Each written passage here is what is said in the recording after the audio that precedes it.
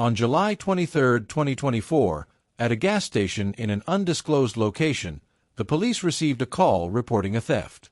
The store owner claimed that a young woman, 18 years old, had been caught taking items from the store without paying. When confronted, the girl became agitated and repeatedly denied the accusations, leading to a tense exchange between her, the store owner, and the police officers present at the scene.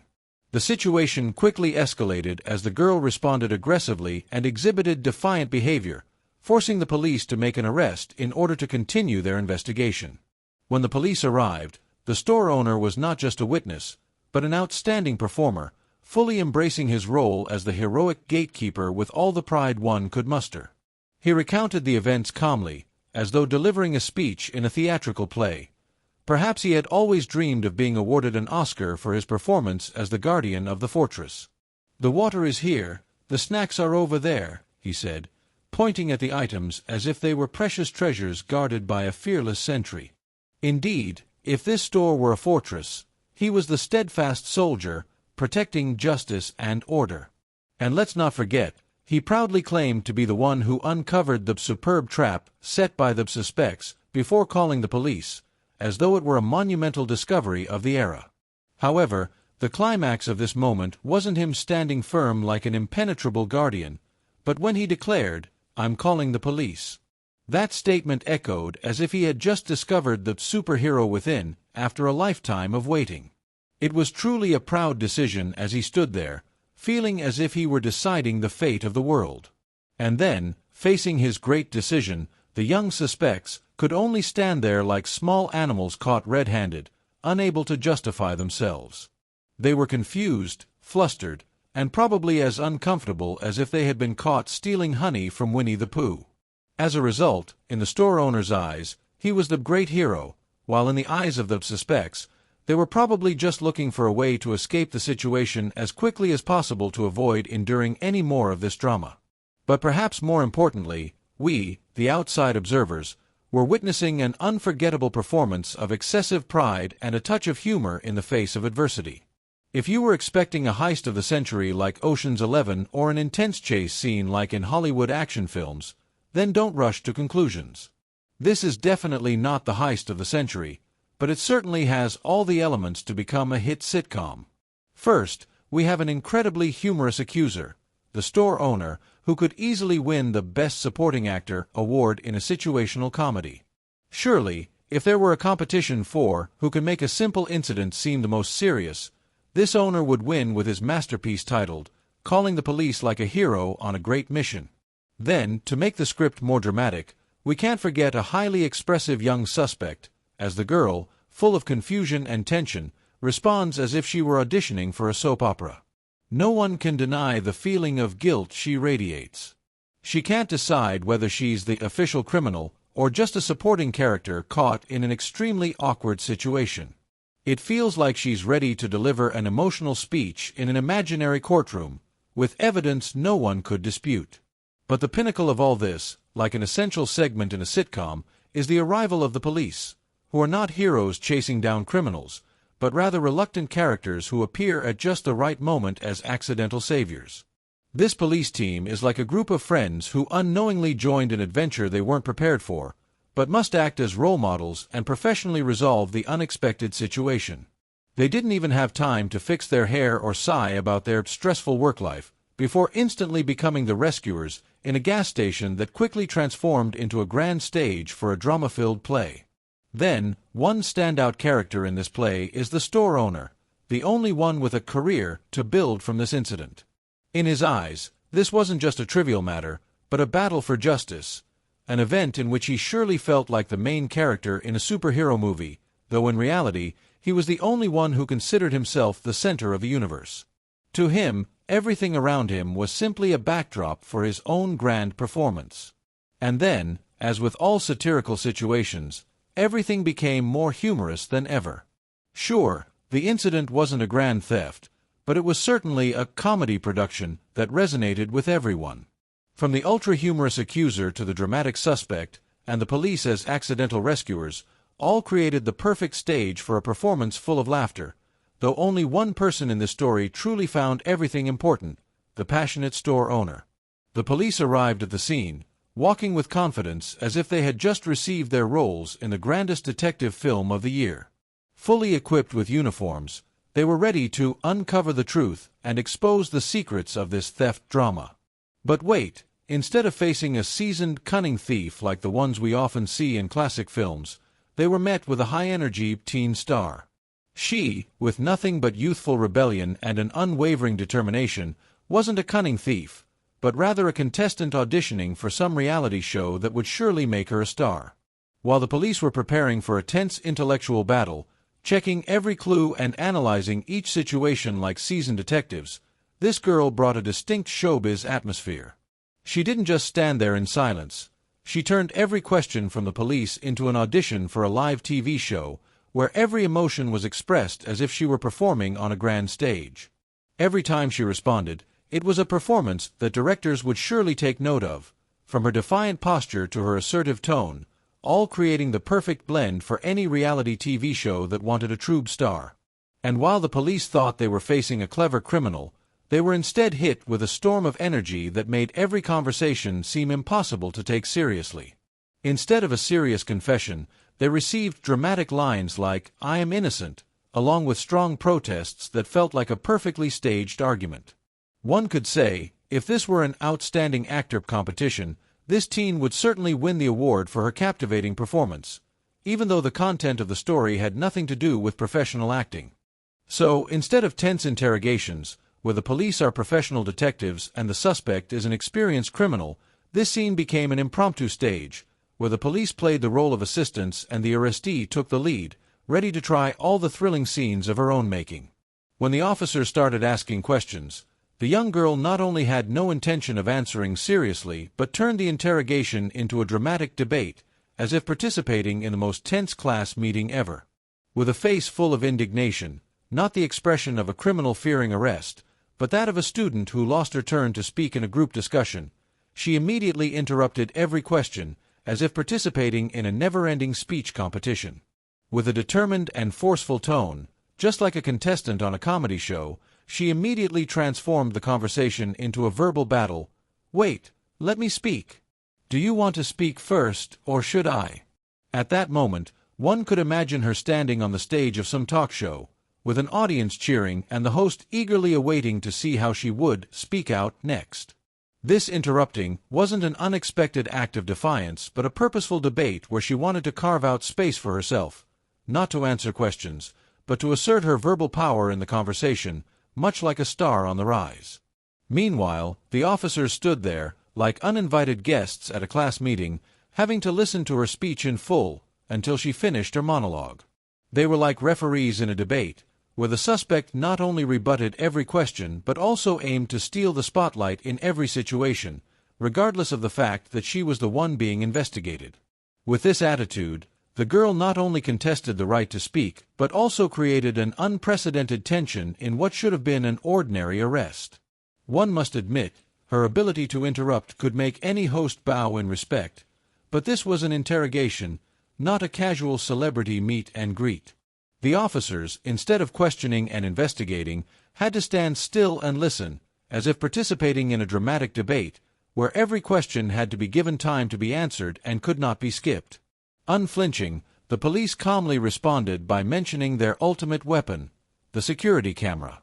"We'll check the camera to see what happened," one officer declared in a calm yet decisive tone. This statement was no different from a logic bomb being dropped, and it immediately raised the tension in the conversation. The girl, of course, did not easily accept this. Instead of feeling anxious, she chose to respond like an untrained lawyer. "What about the camera? Are you planning to accuse me just because of those messy pictures?" She seemed to think that she could defeat the entire justice system with nothing but confidence and impulsive debating skills. This moment felt like a verbal duel in a comedy film, the police trying to stay calm and professional, while the suspect continuously overpowers with self-made arguments and expressions as if rehearsing for a teen movie. If the camera really did capture everything, this video would undoubtedly be a strong contender for the funniest arrest scene of the year award. The story quickly shifted from a light interrogation to a dramatic strategy session, where the store owner suddenly appointed himself as a legal consultant and local judge. He seriously proposed, "I can ban her from ever coming back here. Not just for a year, not even for 10 years, but forever." This decision sounded as though he were dealing with a notorious criminal, not just a young girl caught for drinks and snacks. But unfortunately for the store owner, his suspect was no pushover. The girl, now fully embodying the expression of a Bollywood lead actress, launched into a dramatic reaction. "Give me my ID back." This was not just a request. It had the tone of a powerful declaration, as if she were the one in control of the situation. Her objections quickly escalated into a series of screams, shouts, and you might even hear some dramatic background music if you imagine it strongly enough. Meanwhile, the police officers, like circus managers trying to keep monkeys from destroying everything, could only look at each other and sigh. She not only wanted her ID back, but also sought to reclaim her dignity, pride, and perhaps even a microphone to give a speech in front of a crowd. Every word she uttered was emphasized with dramatic hand gestures, as if she were trying to control the entire universe. In this context, the store owner, though determined, seemed to have lost control of the conversation. He stood aside, trying to interject with a few words like, "I just want to make sure she doesn't come back here." But his words were quickly drowned out by the girl's screams and the police's emotion-filled stares. If there were an award for most hilariously tense scene, this moment would definitely be a strong contender. It was no longer a serious discussion about consequences, but rather an artistic performance filled with explosive emotions, illogical decisions, and extraordinary patience from everyone around. Things quickly transitioned from light disagreement to a full-on emotional battle when the officers decided to proceed with her arrest. This not only angered her, but also triggered a dramatic performance that Shakespeare would have admired. The moment the police approached, she shifted into victim of circumstance mode, shouting angrily, "Don't touch me. You're overreacting." Her resistance was not limited to words. With a series of dramatic hand gestures and elegant spins, she turned a simple arrest attempt into an unwanted flash mob performance at the gas station. Not content with her anger, she switched emotional states faster than the channel button on a TV remote. 1 second, she was shouting that the police were using excessive force. "I'm being attacked. I'm being violated." But just moments later, she changed her tone to a pleading one. "Please call my mom. My mom needs to know about this." This left onlookers, and perhaps even the officers, feeling as if they were watching a psychological series, each episode only lasting 10 seconds. The climax of the chaos came when she began making a series of baseless claims, as if she were writing a script for a crime drama. "I know my rights. You have no right to do this." Unfortunately, her confidence did not come with any real legal knowledge. Meanwhile, the police officers, with incredible patience, continued trying to bring things back under control. But it seemed they weren't just arresting someone. They were dealing with an emotional superstar, determined to turn every word and action into part of her personal performance. This moment felt like a drama class happening on-site. Tension, dramatic declarations, and of course, a protagonist who thought she was the center of attention. If there were an award for Most Impressive Suspect of the Year, she would surely take home the trophy, of course, only after being bailed out by her mother. The performance reached its peak with a series of accusations and denials more dramatic than ever. The girl, now fully transformed into a self-appointed lawyer, began pointing and declaring with an angry tone, "You're discriminating against me because I'm both beautiful and smart." This was not just an accusation. It was the perfect blend of overconfidence and boundless imagination. As the officers tried to stay calm, she immediately went on the defensive, denying everything. "I didn't do anything wrong. I didn't do anything." This sounded like a modern version of the classic line, "I'm innocent." However, her denials were presented with the flair of an Oscar-nominated actor, filled with heightened emotions and uncontrollable facial expressions. Not stopping there, she escalated the battle with a familiar tactic, "I'm being harassed. I'm being offended."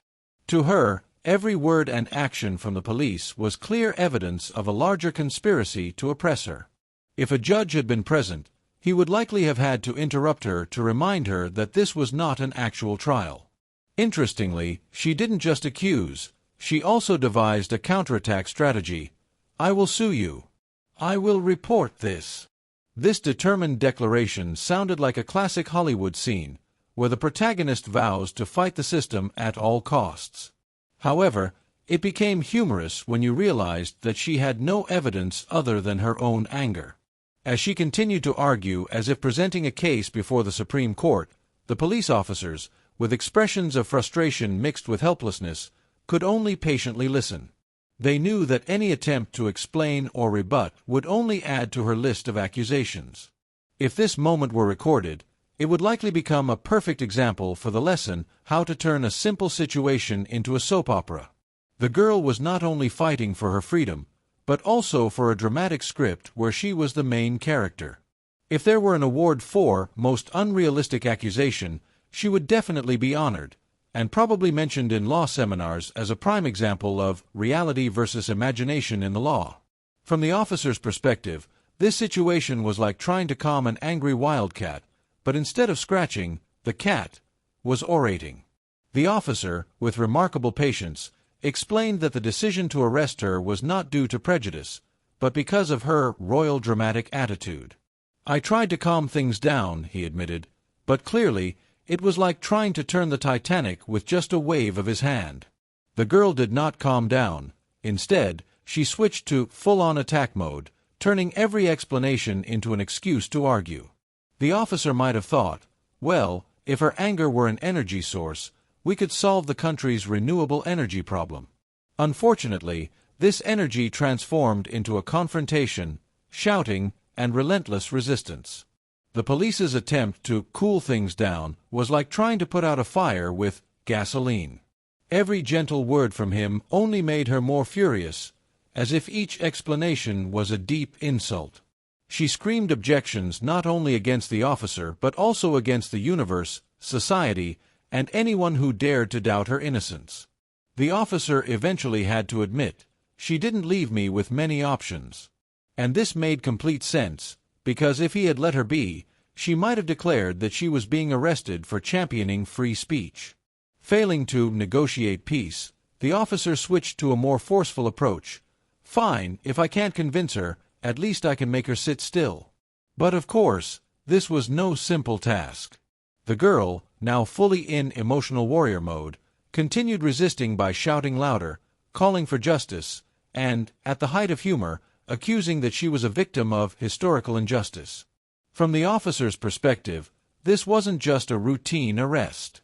It was a mental challenge, a test of patience, and perhaps a story to be retold at police team parties. Have you ever tried to arrest a reality TV star? I have. Welcome to the rebuttal of the self-proclaimed lawyer, an emotional performance, with a script revolving around denial, accusations, and oaths as firm as steel. The girl, now fully transformed into the star of the reality TV show I Am the Victim, continuously denied everything, while not forgetting to accuse the officers of being shameless liars. She began by declaring, "I didn't do anything wrong."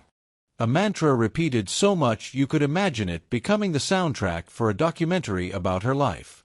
Every time the police tried to explain or present evidence, she immediately countered with her personalized version of "everyone is wrong, except for me." But what made the viewers chuckle was the way she employed the emotional counterattack tactic.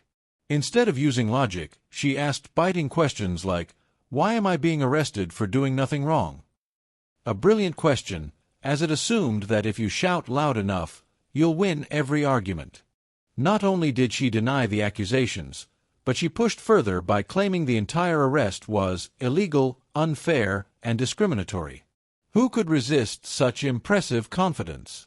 Imagine the officers trying not to laugh as she continuously asserted she was the victim of a plot grander than a gas station robbery. "I didn't do anything wrong," she repeated, this time at double the volume, as if shouting louder would change the truth. And as the officers continued to remain patient, she shifted to her signature move, accusing them of making things up, deceiving, and distorting the truth. If these accusations were bullets, the girl might have become a professional artillery operator. However, the climax of this rebuttal came when she asked, "How dare you arrest me? Do you know who I am?" This question not only made the listener laugh, but also left a strong impression that she truly believed she was an important figure, capable of being untouchable. Her constant and unrelenting rebuttals could be seen as a stand-up comedy routine, where she was both the actor, the director, and, of course, the most enthusiastic audience member. If there were an award for Most Confident Suspect of all time, she would undoubtedly be on the podium with a tearful thank you speech and a few more accusations. When the emotional rebuttals lost their effectiveness, the suspect decided to switch to a new strategy: "I'm suing you." A statement as weighty as the classic courtroom line, "I'll call my lawyer," in courtroom dramas. She started by criticizing the officers for not reading her Miranda rights. You could imagine her sitting in a beginner's law class on TikTok, taking notes that said, "If they don't read your rights, you win for sure." Though reality isn't as simple, she clearly turned theory into a sharp weapon in this verbal battle. But what was truly funny was the way she delivered this legal threat. "I'm suing you, and I will win," she declared with the confidence of a lawyer who had won dozens of cases. Too bad her official job was being the defendant. Not stopping there, she promised, "I'll take this to court and make you pay." Perhaps she was dreaming of a dramatic trial where she was the brightest star, and the courtroom stood up in applause when she won. To add to the tragedy, she claimed that all she did was take care of her child. A touching statement, but overshadowed by the fact that she was being arrested for shoplifting.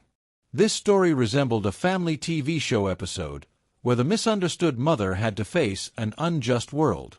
Only in this case, the world was the police officers trying to keep her in the patrol car. "I do everything for my child," she asserted while handcuffed and yelling at the law enforcement officers. You couldn't help but feel a bit of sympathy mixed with amusement. The contradiction between her words and actions made everyone laugh. Was she writing a script for a TV show? She ended by asserting she would hire a lawyer and sue to restore her honor. You could picture her dreaming, a team of lawyers in suits, standing around her, presenting irrefutable evidence that she was a victim of a massive conspiracy.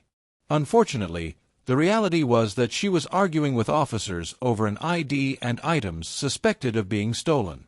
Regardless, her legal threats weren't just an attempt to escape, but a performance art. If there were an Oscar for Best Actress in an arrest, she would certainly be holding the golden statue, shouting, "I told you, I'm innocent." And just as things were getting serious and tense, we were greeted by a surprise twist, a dramatic turn that any crime show would envy. The officers began revealing information about a previous incident involving the girl, forcing her to face a schoolyard fight. The girl, like a superhero wrongly accused, immediately protested with a strong attitude, saying, "You must be mistaken. I didn't do anything." The story of this fight was clearly a vital part of her criminal record, which only those who attended her school could fully understand. However, in her eyes, this wasn't an incident, but a big misunderstanding. It seemed she had become the victim of a series of unfortunate events, not because she did anything wrong, but because the world around her couldn't understand her tireless efforts to keep her life completely clean.